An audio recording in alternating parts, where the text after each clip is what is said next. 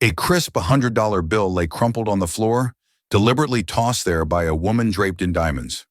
"Go on," she sneered, her laugh echoing in the silent restaurant. "Fetch it. It's more than you'll make all day." The waitress, Molly, felt her face burn with a humiliation that was hotter than the coffee she'd just been forced to remake. This wealthy patron, Genevieve Stratton, had no idea she wasn't just insulting a waitress. She was tearing down the one person her entire empire depended on. Because the father this waitress was going home to was the very man who held the power to destroy Genevieve's world with a single phone call. The Gilded Spoon was not, in fact, gilded. It was a moderately upscale bistro in the city's financial district, a place where junior partners took clients to impress them on a budget, and where ladies who lunched could pretend they were dining at a five-star establishment. For Molly O'Connell, it was a battleground. At 23, Molly knew the smell of industrial dish soap, stale coffee, and the cloying, expensive perfume of entitled patrons better than she knew the smell of her own small apartment. She moved between tables with a practiced, weary grace, her feet throbbing in shoes that were a size too small. Her black apron, starched and clean at the start of her shift, was already dotted with faint splashes of vinaigrette. Her focus was laser sharp. Every table turned, every polite "enjoy your meal," every refilled water glass was a small step closer to making rent, to paying the copay on her younger brother Sean's respiratory medication. Sean was her world. Since their father passed away from a sudden heart attack 5 years prior, and their mother checked out emotionally, it had just been Molly and Sean against the mounting bills. Her father, Connor, had been a builder, a simple, quiet man who always smelled of sawdust and integrity. He'd left them with love, but very little else. "Molly! Table 7!" barked Mr. Henderson, the restaurant manager. Henderson was a man who lived in a perpetual state of nervous sweat, terrified of bad Yelp reviews. Molly nodded, grabbed 3 water glasses, and approached the table, and saw her. She wasn't just a customer. She was an event. Genevieve Stratton. Her name was whispered in the city's gossip columns. She had married into one of the oldest, most powerful families, the Strattons, who were junior partners in the colossal private equity firm, the Pendleton Group.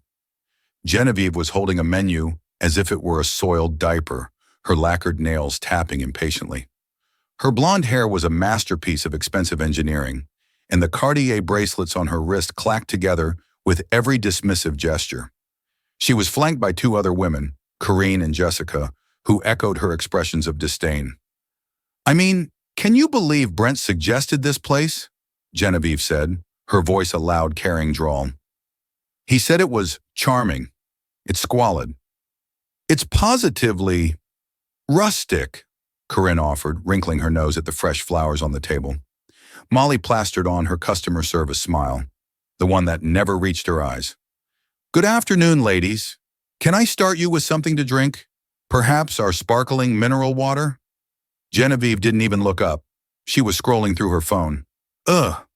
Finally, I'll have a Voss, still, and a side of lemon, thinly sliced. Not wedges.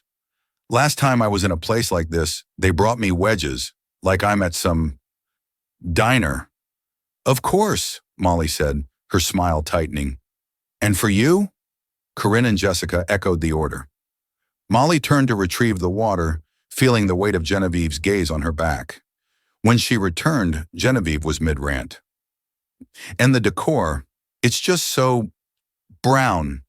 Honestly, what is the point of leaving the penthouse if the world is just going to be this beige?" "Your water, ma'am," Molly said, placing the bottle down gently. Genevieve held up a perfectly manicured hand. "Don't pour it. I'll pour it. I've seen how you people slosh. Now the menu." She sighed dramatically. "I suppose I'll have the Cobb salad, but no egg, no blue cheese, no bacon, avocado on the side, and the chicken must be grilled, not fried. If it's even remotely dry, I'm sending it back. Do you understand? A grilled chicken salad with avocado on the side." "Understood," Molly confirmed, her pen flying across her notepad. "And she'll have the quiche," Genevieve said, pointing at Corinne, who nodded meekly.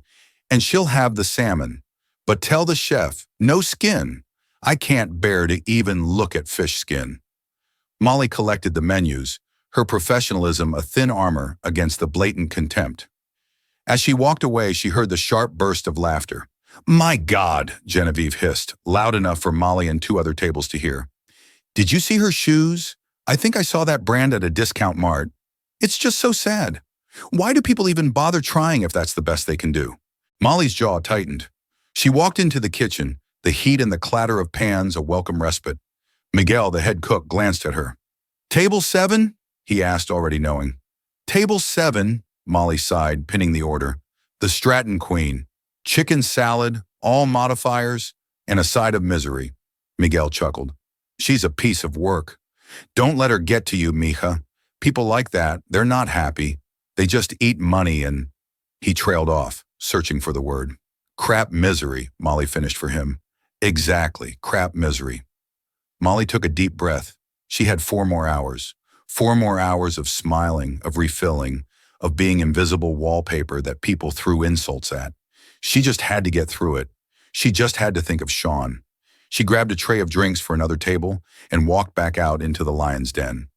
The lunch rush was a symphony of chaos. Molly was a blur of motion, refilling coffees, clearing plates, and running credit cards.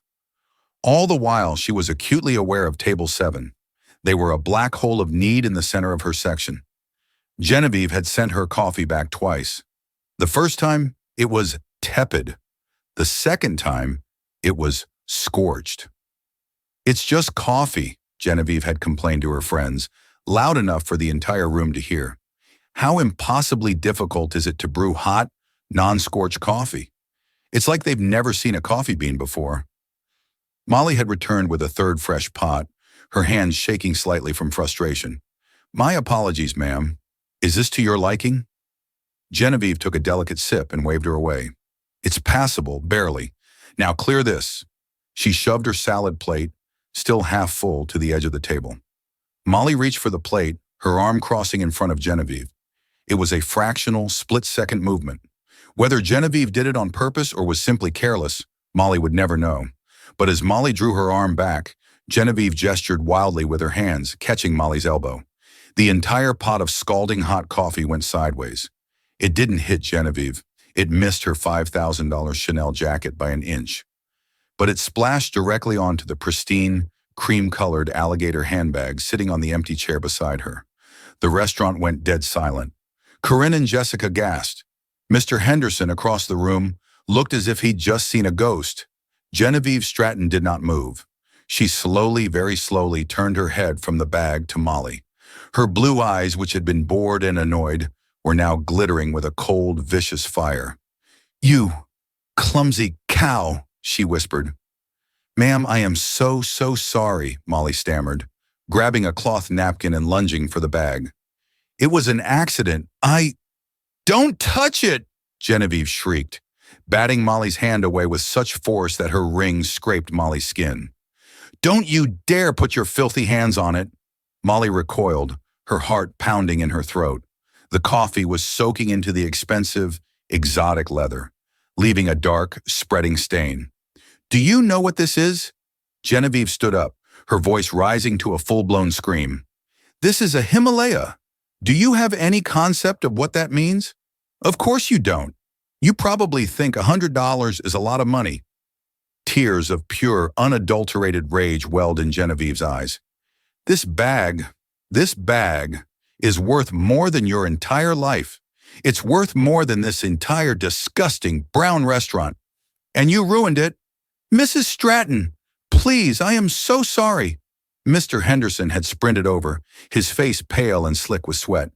"Ms. O'Connell, what did you do?" "What did she do?" Genevieve laughed. It was a horrible, sharp sound, devoid of humor. "She destroyed a $250,000 piece of art. That's what she did, because she's an incompetent, stupid waitress." She turned her venom on Molly, who stood frozen, tears burning in her own eyes. "Look at you. Just look at you.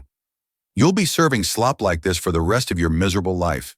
You'll never own anything beautiful. You'll never be anything other than the mud on the bottom of people's shoes. People like me." "Mrs. Stratton, please," Henderson begged. "The meal is on the house, everything. Please, let us try to clean the bag." "Clean it? Genevieve looked at him as if he were an insect. You can't clean this. It's ruined. I want her fired. Molly's head snapped up. What? It was an accident. I want her fired, now. Genevieve crossed her arms. Fire her in front of me, or I will call my husband. And when Brent finds out how his wife was treated, how his wife's property was destroyed, he will buy this pathetic little shack and have it torn down. And I will personally make sure you, she pointed a long finger at Henderson, never manage so much as a lemonade stand in this city again. The threat was real. The Pendleton Group, which the Strattons were part of, had that kind of power. Henderson's face crumpled. He turned to Molly, his eyes pleading. Molly, I have to. You're firing me? Molly's voice was a whisper. Over a handbag. You're fired, Henderson yelled, his voice cracking with panic. Get your things. Get out, now. Genevieve smiled, a slow, satisfied smirk. She reached into her other handbag, a smaller leather clutch, and pulled out a crumpled $100 bill. She threw it onto the coffee-soaked floor. Here, she sneered at Molly. A tip. For your last day. Go on, fetch it. The entire restaurant watched. Molly looked at the money, then at Genevieve's laughing, triumphant face. Corinne and Jessica were giggling, filming the whole thing on their phones. Molly felt something inside her break, but it wasn't her spirit. It was the last thread of her submission. She looked Genevieve dead in the eye.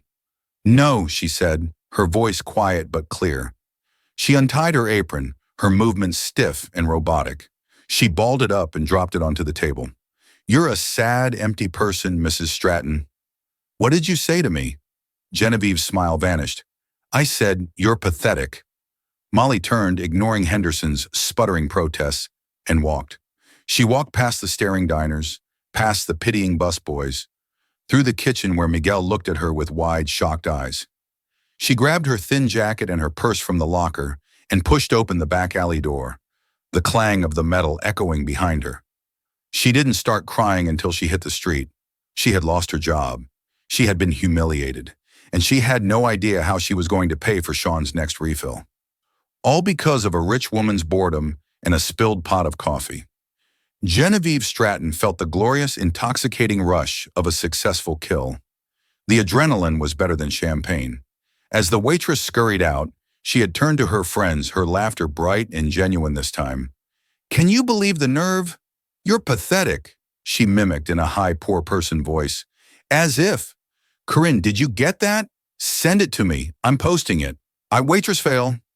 Mr. Henderson, still trembling, had offered them free champagne, free dessert, a free lifetime supply of meals.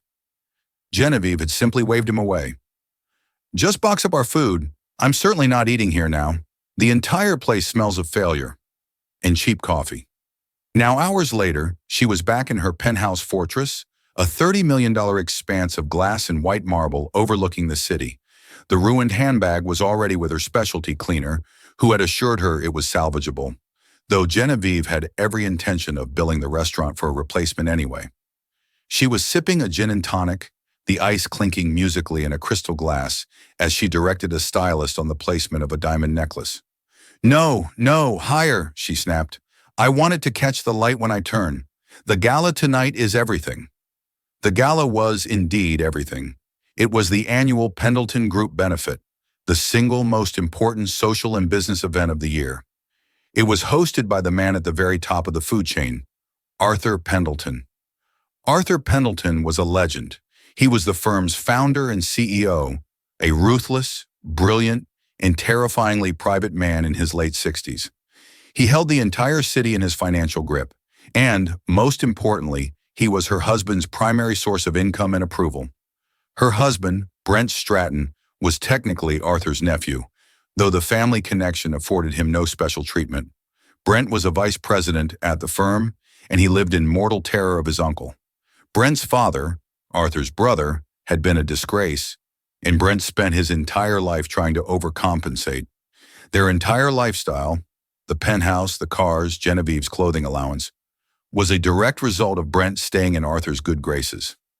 Brent walked into the master suite, already in his tuxedo, loosening his bow tie. Genevieve, are you almost ready? The car is downstairs. We cannot be late. My uncle My uncle, Genevieve mocked, shooing the stylist away. Relax, Brent. I've been ready for hours. I was just, handling a small domestic issue. What issue? Brent asked, his eyes immediately clouding with anxiety. He was a handsome man, but weak-chinned, with a permanent crease of worry between his brows. Oh, just the most dreadful lunch. You must stop recommending these charming little holes in the wall. I was assaulted. Brent's head snapped up. Assaulted? Are you okay? Did you call the police? Don't be so literal, Genevieve scoffed, fastening the diamond earrings. I was assaulted by incompetence. A clumsy, idiotic waitress spilled an entire pot of coffee on my new Himalaya. Brent visibly deflated, his panic replaced by annoyance.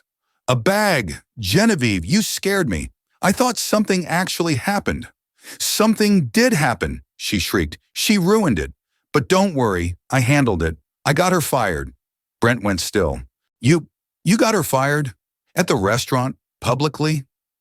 Of course. I made her useless manager do it right in front of me. She even tried to cry. It was delicious. Genevieve admired her reflection, turning her head. A little more hairspray on the left, darling, she called to the stylist. Brent ran a hand over his face. Genevieve, no. Please tell me you didn't make a scene. Not today. Not with the gala. What does the gala have to do with me disciplining the help?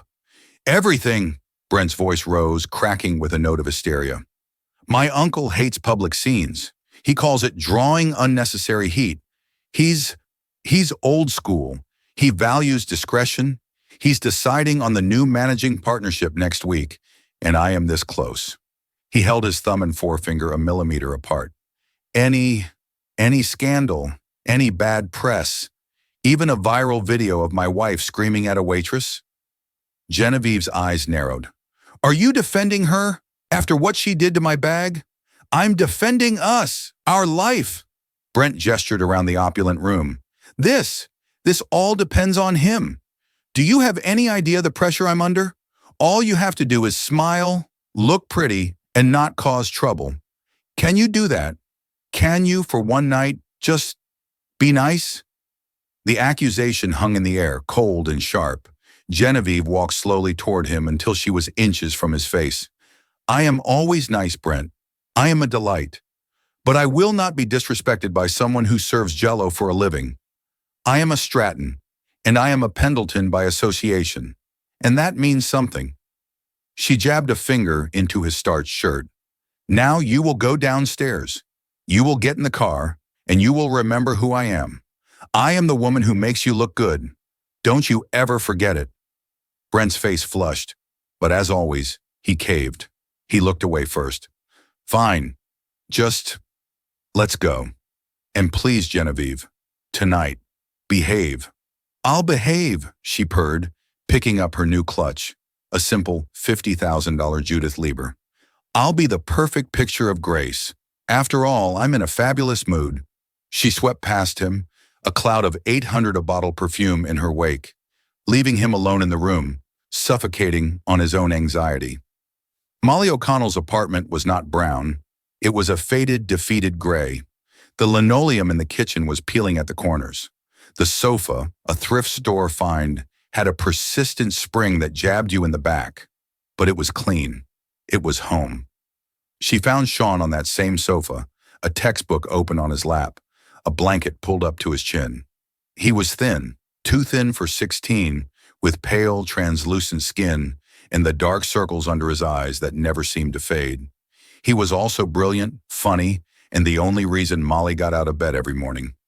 He looked up when she came in, hours before her shift was supposed to end. Malls, what's wrong? You look awful. Molly tried to manufacture a smile, but it crumbled instantly. The humiliation of the day, the fear, the white-hot anger at Genevieve, it all came crashing down. She sank onto the ottoman opposite him, and the story spilled out. The laughing, the spill, the bag, the $100 bill on the floor. Sean listened, his expression growing dark. She laughed and threw money at you. I lost my job, Sean, Molly whispered, the words tasting like ash. Henderson fired me on the spot. He can't do that. It was an accident. He did. She threatened him. She She was married to someone powerful, a Stratton. She said they'd tear the place down. Sean, who rarely showed his weakness, coughed, a dry hacking sound that always terrified Molly. It's okay, Malls, it's okay. We'll figure it out. I can I can quit school. I can get a data entry job, something from home. No! Molly's voice was sharp. Absolutely not. You are not quitting. You're going to get that scholarship. You're getting out of here. I'll find another job. I'll work doubles at the diner. I'll pick up stocking shifts. We will be fine. She was lying. They wouldn't be fine. The pharmacy had called that morning. Sean's specialty inhaler, the one not fully covered by their bare-bones insurance, was $800. Her paycheck, the one she wouldn't be getting next week, was supposed to cover it. She went into the kitchen, her hands shaking, and opened the fridge. A single half-empty carton of milk, a wilting lettuce, and a Tupperware of leftover pasta. She stared at it, the sheer, crushing weight of her poverty pressing down on her. Genevieve Stratton, with her perfect hair and her $250,000 handbag, had, in a single careless afternoon, potentially signed her brother's death warrant. The anger was so potent it made her dizzy. That's when her phone buzzed on the counter. It was an unknown private number. Probably a scam. "Hello," she answered, her voice flat. "Am I speaking with Miss Molly O'Connell?" The voice was female, crisp, professional, and exuded an authority Molly had never heard before. "Yes. Who is this?" "My name is Helen Bishop. I am the executive assistant to Mr. Arthur Pendleton of the Pendleton Group." Molly's blood ran cold. Pendleton, the name Genevieve Stratton had used as a weapon. They were calling to sue her, to ruin her completely. I don't know what you want," Molly stammered. "The spill, it was an accident. I don't have any money. I can't pay for the bag. I already lost my job." There was a pause on the other end. "Ms. O'Connell, I don't know what you're referring to. I am calling on behalf of Mr. Pendleton. He has requested a meeting with you. This evening." This was not what she expected. "A meeting? With me? Why? I think you have the wrong person. Are you the daughter of Connor O'Connell?" Molly's heart skipped. "Yes, he was my father. He passed away." "Mr. Pendleton is aware of that. He was an old associate of your father's. He has a matter of some urgency to discuss with you. He has sent a car. It should be arriving at your address in approximately 10 minutes. "A car? Tonight? I can't. I have to." "What? Starve? Panic? I'm not dressed." "The car will wait, Ms. O'Connell. I strongly advise you to be in it." The line clicked dead. Molly stared at the phone. "An associate of your father's?" Her dad was a builder. He built decks and renovated kitchens. He didn't have associates who sent cars. "Malls, who was that?" Sean called from the living room. I don't know." A sleek black Mercedes sedan, the kind that usually just sped past their neighborhood, pulled up to the curb right outside her window. "What the?" Sean said, pulling back the curtain. "Who is that?" "It's for me," Molly said, her mind racing. This was insane. It was a scam. Or a trap. Maybe Genevieve Stratton was having her kidnapped. But Arthur Pendleton, the name was too big. "Malls, don't go," Sean said, his voice tight with worry. Molly looked at the empty fridge. She looked at the medical bill on the counter. She looked at her brother. "I have to," she said. "I have nothing left to lose. Lock the door behind me. Don't open it for anyone." She grabbed her thin jacket, ran a brush through her hair, and walked out of the apartment, her heart hammering a frantic rhythm against her ribs. The driver, a large man in a black suit, stepped out and opened the back door for her. He didn't say a word. She slid onto the black leather, which felt cooler and softer than anything she'd ever touched. The door closed with a heavy, expensive thud, sealing her inside. The car pulled silently away from the curb, leaving her old life behind, and drove her toward a future she could not possibly imagine. The car didn't just drive downtown, it drove into the sky. The Pendleton Group headquarters was an 80-story sphere of dark glass and steel that dwarfed every other building around it. It was a monument to power, a place Molly had only ever seen from the bus window. The car descended into a private subterranean garage, and a different, severe-looking man in a suit opened her door. "Ms. O'Connell, right this way." She was led into a private elevator. There were no buttons. The man swiped a black key card, and the elevator began to ascend, so fast and so smoothly that Molly's stomach lurched. They didn't stop until they reached the top. The doors opened onto a space that wasn't an office. It was a realm. The floor was black marble. The walls were glass, revealing a breathtaking 360-degree view of the city lights twinkling like a fallen constellation. The only furniture was a massive, modern desk of dark wood and a few leather chairs. And in the center of it all, standing and looking out the window, was a man. He turned. He was in his late 60s, tall and impossibly lean, wearing a perfectly tailored suit. His hair was silver, and his eyes were the color of a winter sky, pale, clear, and cold. He looked powerful. This was Arthur Pendleton. "Ms. O'Connell, thank you for coming." His voice was a quiet, gravelly baritone. "Please, sit." Molly sat on the edge of the leather chair, feeling small and out of place. The woman who had called, Helen Bishop, stood silently by the door. Arthur Pendleton sat opposite her, lacing his long fingers together on the desk. He didn't smile. He just watched her. "You look like him," he said, his voice softer. "Your father. You have his eyes." Molly's confusion deepened. "You knew my father? He was a builder, a carpenter." Arthur's mouth twisted in what might have been a sad smile. "Yes, he was. He was the best builder I ever knew. But he wasn't just a builder, Molly." He slid a framed photograph across the vast desk. Molly picked it up. It was a black and white photo of two young men, barely older than she was now, standing on a construction site. They were wearing tool belts and muddy boots, grinning at the camera. One of them was her father, Connor O'Connell, looking impossibly young and strong. The other was a young Arthur Pendleton. I don't understand," Molly whispered. "Your father and I," Arthur said, leaning forward, "we started this company, together." Molly's head swam. This company? Pendleton Group? No.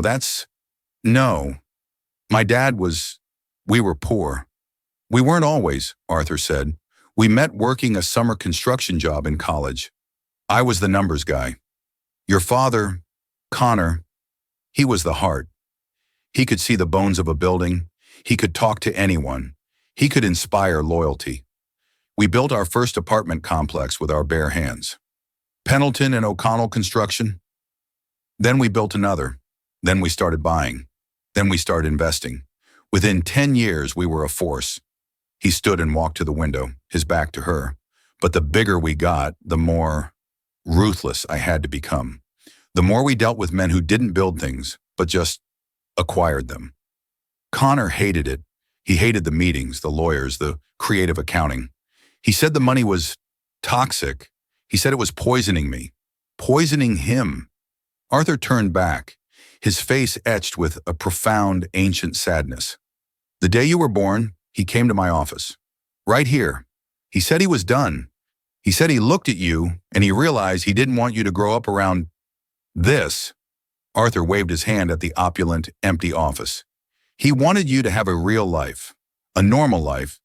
He wanted you to know the value of hard work, not the value of an inheritance." "So what?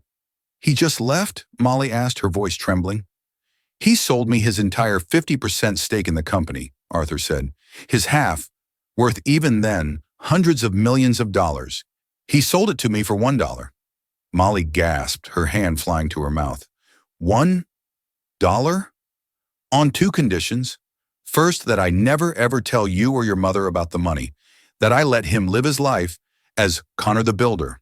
And second, that if he ever died and if you were ever in trouble, that I would step in, that I would honor his half of the company. He did that? For me?" Molly felt tears welling. Her father, who she thought had left her with nothing, had in fact left her with everything. He had given up a fortune just to give her a normal, grounded childhood. "He was the best man I ever knew," Arthur said, his voice thick. and I have honored his request. I've stayed away, but I've watched. I've had a quiet fund, paying for some of Sean's more extreme medical costs anonymously. I, I respected his wish for your independence. Perhaps, he added, his voice hardening, I respected it for too long. Why am I here now, Mr. Pendleton? Molly asked, her voice shaking but gaining strength. You said in trouble. Arthur's face, which had been soft with reminiscence, turned to stone. Today, he said, I received a report. A very disturbing report. He gestured to Helen Bishop. Helen, play it. Helen Bishop touched a screen on the wall. A large, high-definition monitor descended silently from the ceiling. As you may know, Miss O'Connell, my family's involved in this business. My nephew, Brent Stratton, is a VP. Molly's stomach tightened into a cold knot. Stratton. I have high standards, Arthur continued, his voice lethally calm. Especially for family, I have a morality and discretion clause in their employment contracts. Any behavior that brings disrepute upon the Pendleton name is grounds for immediate review. My nephew's wife, Genevieve, has been a problem for some time. Small, petty scandals. DUIs we've had to quiet. Shoplifting accusations at boutiques. She's arrogant, and she believes my money makes her invincible. He nodded at the screen. I employ a private security team to monitor potential liabilities. They were alerted to a public disturbance at the Gilded Spoon Bistro this afternoon. This is the security footage from the restaurant. Muley's own face appeared on the screen, seen from a high-angle security camera. She watched in horrified, high-definition silence as the scene replayed.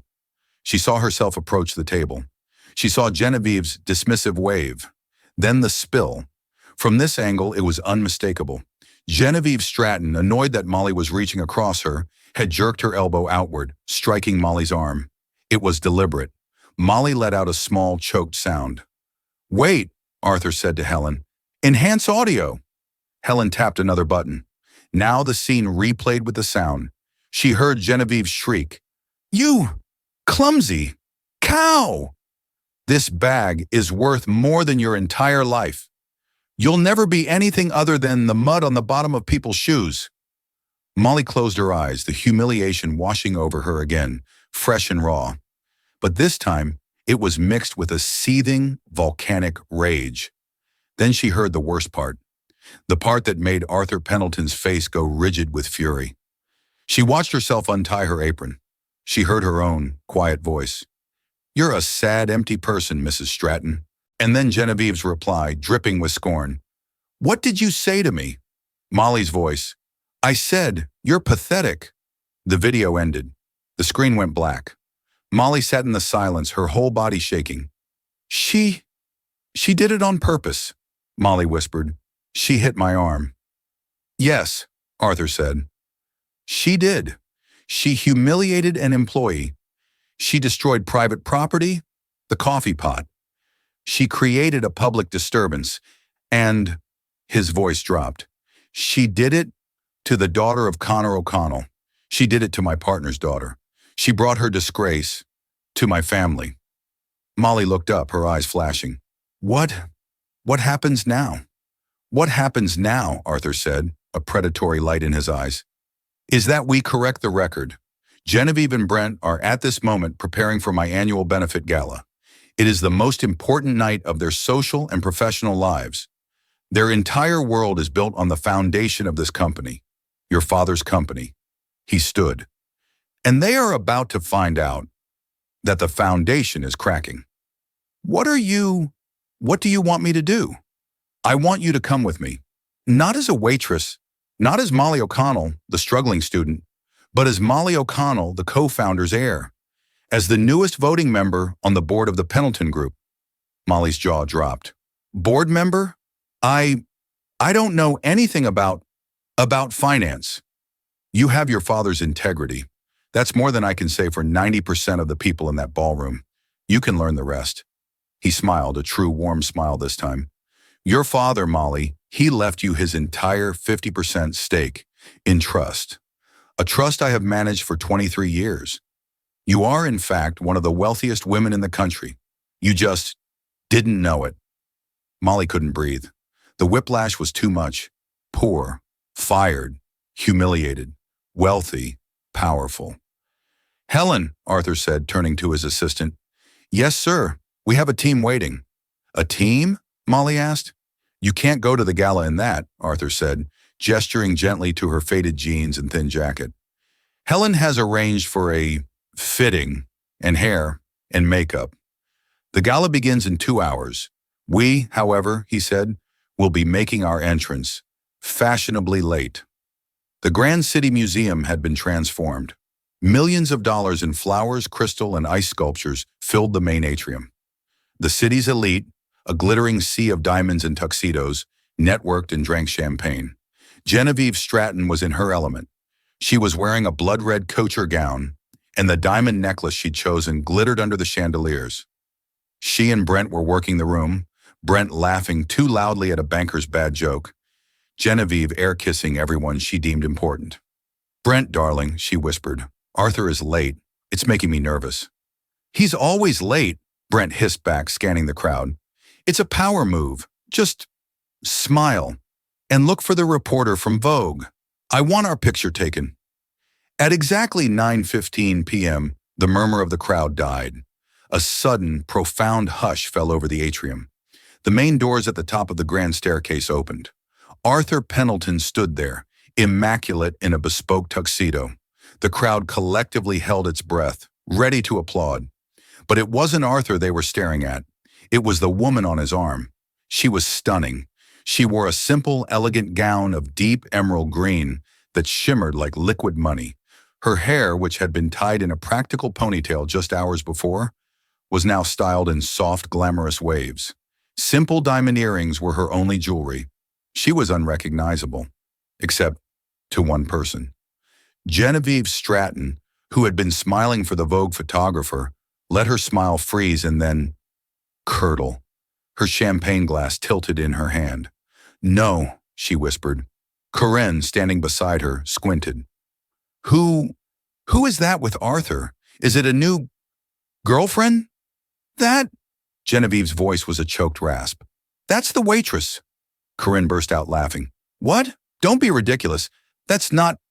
Wait. My God. Genevieve. It is her. How is that possible? Who did she... Genevieve didn't hear her. She was watching, her face a mask of pure, horrified disbelief as Arthur Pendleton, the most powerful man in the city, personally escorted Molly O'Connell down the grand staircase.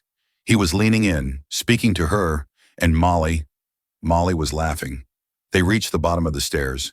Genevieve, driven by an arrogance so deep it bypassed all common sense, began to walk toward them.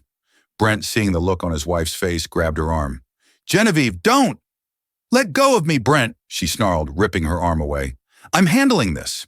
She marched right up to the pair, her red dress a slash of color, in the silent room. Arthur, she said, her voice a shrill imitation of pleasantry. What a surprise.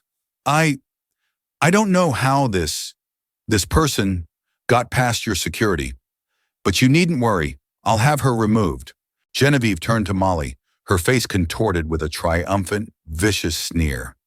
You have some nerve. First you destroy my property, now you crash the most important party in the city? Are you stalking me? Security. She motioned for the guards, but they didn't move.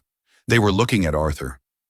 Arthur Pendleton, who had been watching this unfold with a look of almost academic curiosity, raised one silver eyebrow. Genevieve, he said, his voice quiet, yet it carried across the entire silent atrium. Stop talking. Genevieve froze. Arthur put a protective, paternal hand on Molly's shoulder. Genevieve Stratton, Brent, and everyone, he said, raising his voice to address the room. I'd like you to meet someone. He paused, letting the tension build to an unbearable level. This is Molly O'Connell. She is the daughter of my original co-founder, Connor O'Connell, the O'Connell that should have been part of the company name all along. A collective, audible gasp went through the crowd. Brent Stratton's face went from worried to confused to the color of ash. As of this afternoon, Arthur continued, Molly has taken her rightful place on the board of the Pendleton Group, managing her father's 50% controlling stake in this company. Genevieve made a small, strangling sound. She looked at Molly, the waitress she had mocked, the girl she had thrown money at, the girl who, she now realized, owned her. She's your, Brent stammered, looking at Arthur.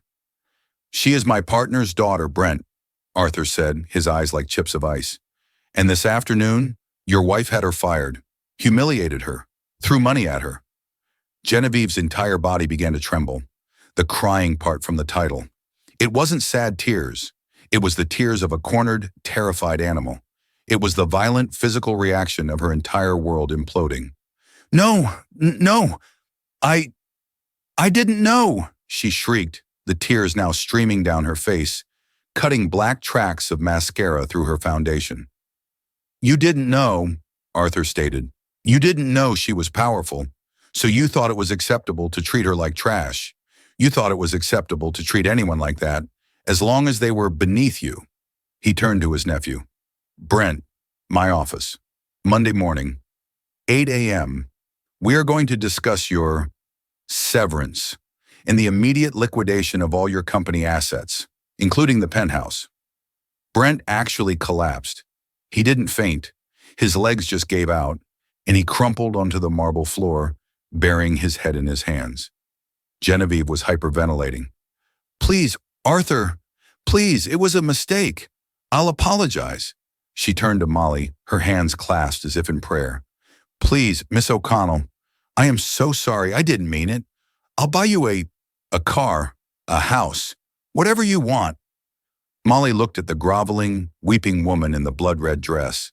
She saw the pathetic, empty person she had called out just hours before. The anger was gone, replaced by a cold, clear pity. Molly stepped forward. Genevieve looked up, desperate, hopeful. Mrs. Stratton, Molly said, her voice clear and strong, echoing in the silent hall. You're right. You do owe me an apology. She paused, letting Genevieve sob with relief. You owe me an apology for the coffee pot you broke when you assaulted me. Genevieve's face fell. As for my job, Molly continued, I'm afraid I'm no longer available, but I'm sure you'll need to find work soon. I hear the Gilded Spoon is hiring. I'm sure Mr. Henderson would be thrilled to get your application. Molly O'Connell then turned her back on the broken couple. She took Arthur Pendleton's arm, and together they walked into the center of the ballroom, leaving Genevieve Stratton to cry alone on the floor, surrounded by the wreckage of the life she had just lost. 6 months passed. The city, which had feasted on the gossip of the Pendleton Gala for weeks, had moved on. The story of Genevieve Stratton's spectacular public implosion had become a cautionary tale whispered at cocktail parties. For Molly O'Connell, life was not a fantasy. It was work, harder work than she had ever known. She had not moved into Arthur's glass tower. She had not bought a fleet of foreign cars or a penthouse. With Arthur's guidance, she had used a fraction of her new resources to buy a comfortable, historic brownstone in a quiet neighborhood, large enough for her, Sean, and a full-time nurse who now managed his care. Sean was thriving. The dark circles under his eyes were gone, replaced by the healthy flush of a young man no longer living on the edge of a medical crisis. The best specialists in the country, now on the O'Connell payroll, had stabilized his condition. That September, he was not just going to college. He was heading to MIT with a full, privately funded scholarship from his sister's new foundation. Molly's new office was on the 30th floor of the Pendleton building, well below Arthur's penthouse. Her father's name, O'Connell, was now etched on the glass door. Inside, it didn't look like a finance office. It was filled with architectural models, community blueprints, and binders on healthcare policy. Molly had taken her father's half of the company and, with Arthur's blessing, used its massive profits to create the Connor O'Connell Community Fund. Its sole purpose was to build and invest in the things her family had always needed: affordable housing, free medical clinics, and educational grants. She was ruthless, not in the way Genevieve was, but in the way her father had been. Ruthless about quality, about fairness, and about getting the job done. She'd even paid a visit to the Gilded Spoon. Mr. Henderson had nearly fainted when she walked in. She hadn't fired him. Instead, she had a long, private conversation.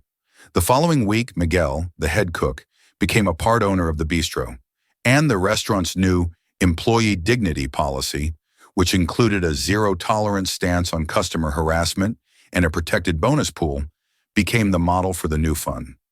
Arthur Pendleton, for his part, seemed 10 years younger. In Molly, he had found the daughter he'd never had, and a connection to the only friend he'd ever truly loved. He was mentoring her, teaching her the business, and watching with quiet pride as she used his power to undo the kind of damage he, in his pursuit of that power, had often ignored. One crisp October afternoon, Molly was at a diner. Not a bistro, a simple old-school diner called The Star, known for having the best pie in the city. She was treating Sean to a celebratory lunch before he flew to Boston. They slid into a red vinyl booth, the air smelling of old coffee and frying onions.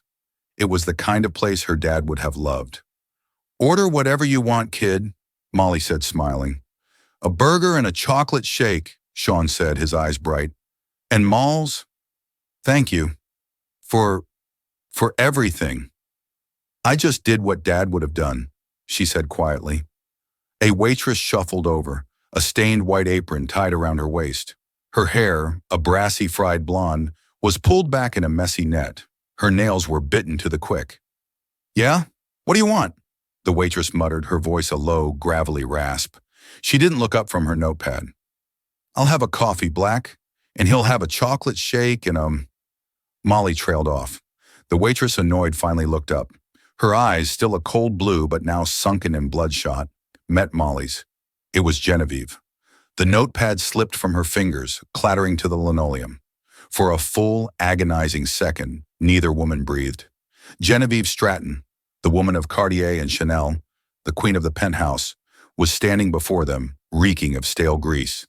This was her life. After Brent was fired, the morality clause was enacted. They lost everything. The penthouse, the cars, the bank accounts. Brent, facing total financial ruin and public disgrace, had filed for divorce, taken their 2 children, and moved to Ohio to sell insurance for his brother-in-law. He was, in a word, gone.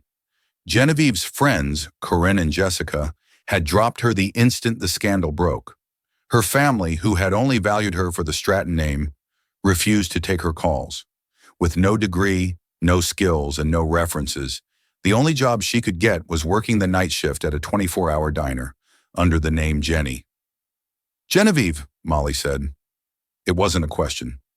Genevieve flinched, as if she'd been struck.